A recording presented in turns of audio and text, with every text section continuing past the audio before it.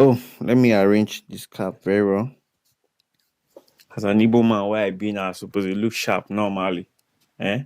Okay, guys. So today I'll be showing you how I was able to achieve those looks. And also, if you are new to the channel, you can subscribe, turn on your notification posts, and follow me for more useful content in DaVinci Resolve and Premiere Pro. And also, you can get the Dehancer Pro plugin on their website. You can go there, check the plugins. Very amazing plugins. You can get a 10% discount if you use my promo code Calvados1905. Calvados1905. You can use my promo code and get a 10% discount. So let's get to DaVinci Resolve. Let me show you how I did it. Let's go. Okay, guys. So we're in DaVinci Resolve Studio, and I want to show you how I was able to achieve this look. You can see how I was able to achieve the looks. It looks cinematic. It looks filmic. I got a lot of comments saying that, yeah, were you able to achieve this? So today I want to teach you and show you how I was able to achieve that look with few clicks. Okay, first of all, we add.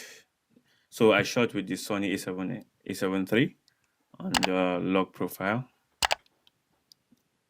S-Log3 gamut. So we're going to add our node tree. So I'm going to add like 5 to 6 node trees or 7. 1, 2, 3. Sorry about that. Let's go. Let me see. 1, 2, then 3. Okay. So let me rename them this. Sorry. This is supposed to be my CST one. This will be my CST 2. This will be my primary. This will be my hue versus sat. This will be my vignette.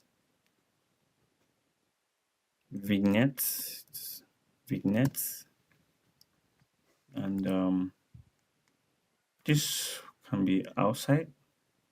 Yeah. So this one more like my global adjustments. Then this is my Dehancer. Yeah. So for conversion, I'm using the Windows system. So settings for Windows system are usually not the same as that of. Sorry about that. So settings for Windows are not usually the same as that of MacBook Pro. So if you want to see my settings, you can go to the settings here, and under color management, you can see my color science is DaVinci YRGB. Then my timeline color space is DaVinci Intermediate. And then my output is Rec 709 Gamma 2.4. Okay, so first of all, what I'll do here is I'll go to Effects. Let me do my conversion. I'll go to Effects, my CST, and my input color space is going to be Sony S Gamma 3 Cine. Then my input gamma is going to be S-Log3. Then my output color science is going to be DaVinci White Gamut. And then output gamma, DaVinci Intermediate. So you can leave this like this. Okay. So the next one, we go to this second CST, this CST2. you add here. So since our output and output color and output gamma is a DaVinci White Gamut and DaVinci Intermediate, on the second node, that's the sixth node, is going to be our input color space and input gamma. Okay, so see it here. We're going to use this. Okay, DaVinci White Gamut. Okay, input gamma is going to be DaVinci Intermediate. Okay, then our output is going to be Rec 709. Okay, and then our output gamma gamma 2.4. Okay, so you can see how we were able to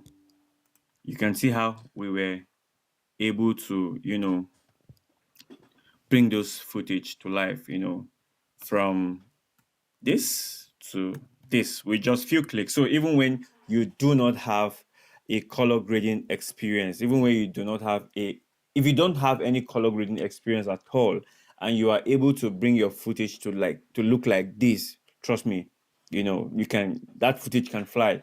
You mustn't know how to do color grading before you are able to achieve what I just did just now. But this is how you turn that flat looking footage into a very good looking footage in DaVinci Resolve. Okay, so let's go. Okay, so my primaries, here I'll be doing my primary adjustments. Let me see my primary adjustments. Okay, here you see, if you can see here, you will notice that my sky is burning. My sky is really, really, really burning. So I need to adjust this clip. So what do? I use my color wheels. So we bring the gain down. You see, we're starting to achieve some sky here, and take our gamma up. Then bring our lift down, which is our black. Take our gamma up. Bring our green down. Take our gamma up. Okay, so if you can see, you toggle, you see, we're here and we're here. We're here, we're here. So you see, we started to have a good looking. Let's add it a bit. Okay, this is better. Let's add the black a bit. Let it not crush. And okay, so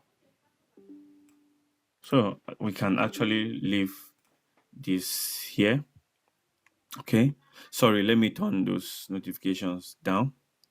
Let me turn them down. I don't want to be, let me put off my internet. I don't want to be having those notifications on my phone again. Okay, so here we are. So we have this. Okay, so let's see our hue versus saturation. First of all, I'm going to increase the saturation of this footage, and I'll adjust the contrast. Here, the pivot, the contrast, the pivot,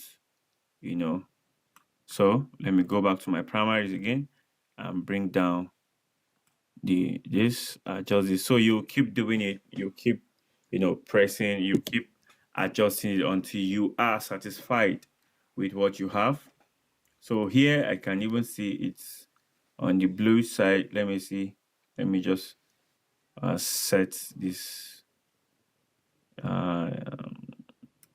Okay, let me see.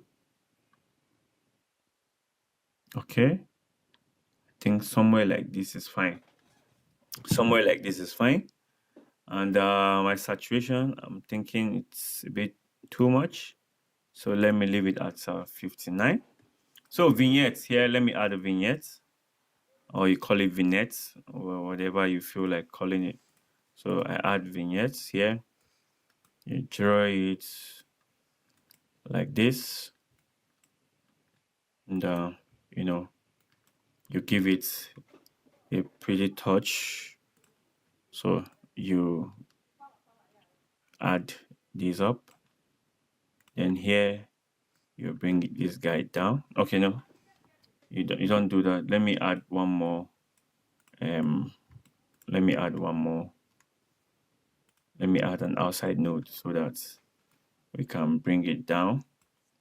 Take the vignette a little bit up, and then bring this guy a little bit down. Let me adjust the vignette a bit.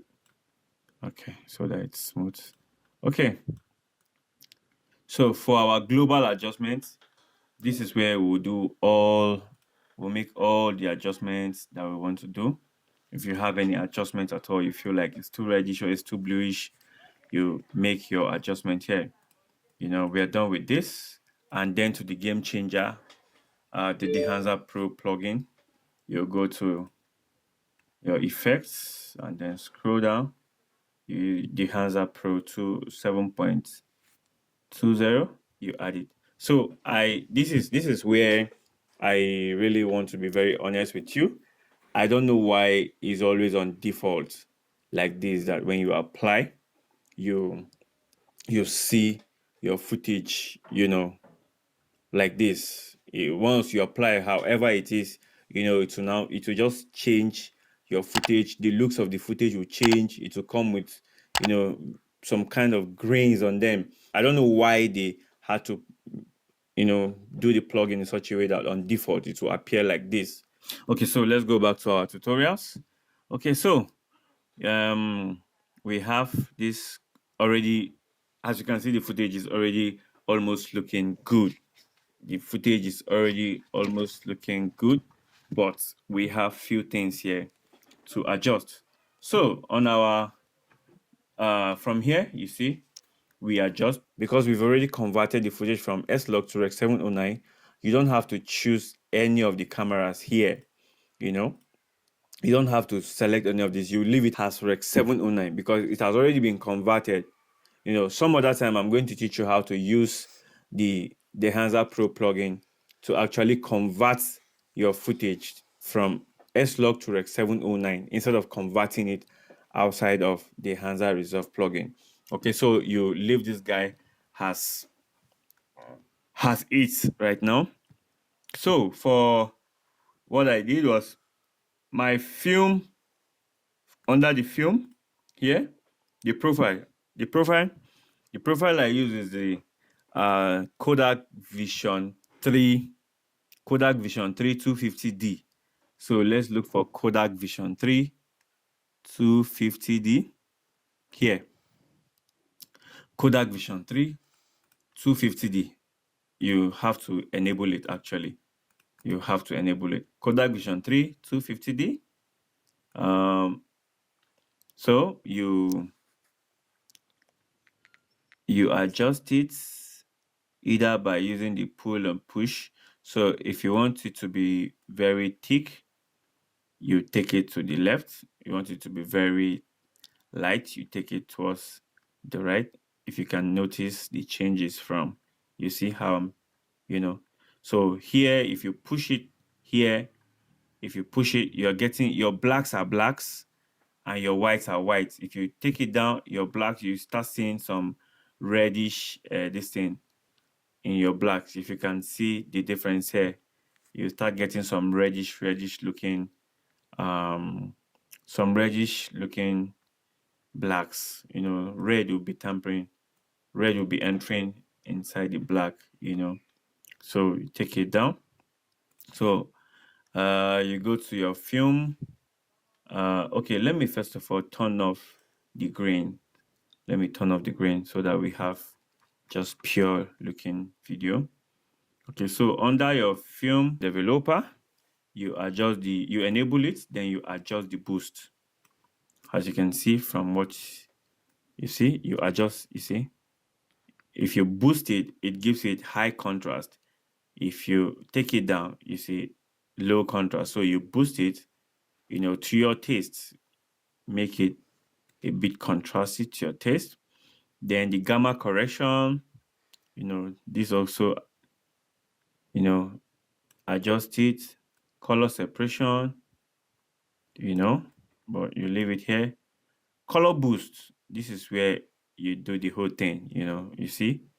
I take it down or I take it up. You see, it's too much when it's too much. It's too much when it's in 100.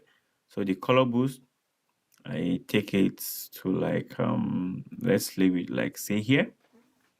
Okay, let's leave it here. Then under your film compression, film compression has to do with actually, I think it works with the exposure as well. So if you notice it, if you see, check out the sky. You see that the sky is whitish when you take it down, and then when you take it up, you see that it's taking away the overexposed sky.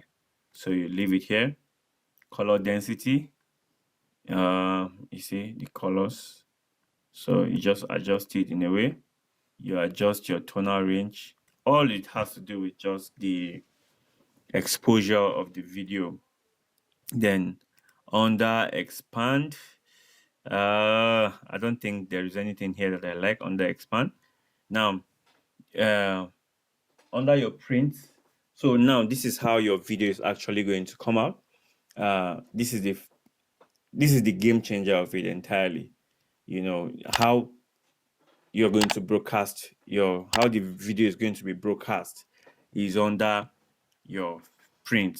So we have the linear, we have the Cineon, Filmlog, Fuji, we have the Kodak 2383, we have the Kodak Endora glossy paper. So I think in my previous this thing, I used the Kodak Endora glossy paper. So you adjust it from here. You make your tiny adjustment. Do your tiny adjustments. Color density, the saturation, I don't want it to be entirely 100. You can leave it around say 90. Color density, you can leave it like that. Also, okay, color head, you can gang it up, so it works. Okay, first of all, you enable it, so everything works together hand in hand, you see. So it's actually adjusting your yellow, blue, magenta to green, cyan to red colors, more like mixing color, so okay, so we have the film grain. I like that. I like the film grain. If you can see from this footage, if you can see, you will notice that you see grain. Let me turn it off so that you can see the before and after. You see before, this is after, before, after, before, after. You see the grains. So I don't like my grains that much. So I think I use 60 mm 250. That was what I use. 60 mm 250. And if you're a lover of halation, halation too is good. You can choose. Let me bring this close. Let me bring this close. Let me see. I want it to be effective. Just okay. If you max it, it's actually going to show you the effect. Look at. So you can, if you look at. I don't know if you're seeing it there, but once you max it, it will tell you where the effect is. So let me see. Okay, so you see from the footage, if you check, you see halation. Can you see how effective it is? This is it, halation. It gives you that filmy look. It gives you that filmy look. You see? Okay, let's see from this boy's hand. Check out this part of it. Check out his clothes. So what I do is I want to use the 16 mm super 16 mm super 16. I don't want it that much. And then here you use to amplify it. You see his clothes. Check his clothes. You see. So Let's leave it here. That's for the halation. For the bloom, you see his hand. So, like I said, I prefer to use this 65 mm, 70 mm bloom. Okay, so you see how let me turn off this guy. You see how we're able to turn this from, this to this, from this to this alone with just few clicks, few dials. It's a very great, it's a very great plugin. Trust me, it's a great plugin. You will enjoy it. So let me see. What else? What else do we have here? I think that is that for now. And that is that for now. Maybe in other videos I'll show you how to, use the vignettes, the overscans, weave, film breath, film damage, But for now, let me see. Let's go back to our film. Let's go back to our film here and see other film emulations. You see, you can. So the thing is, the possibilities are endless. You could just check and just see something that you like. Okay, so this is Fuji. You see, Fuji Color 100, Fuji Color C 200, Fuji Natura 1600. Let me see, Kodak Hector. Kodak. You see, this is also looking good. This is also looking good. So, but for this tutorial, for the sake of this tutorial, let's just continue using our Kodak Vision 3250D. Okay, so we can push this guy, our hue. We can push this guy, give it some yellowish, can give it some yellowish feel. You see, it's amazing. So guys, we'll see you on our next video. Thank you for watching.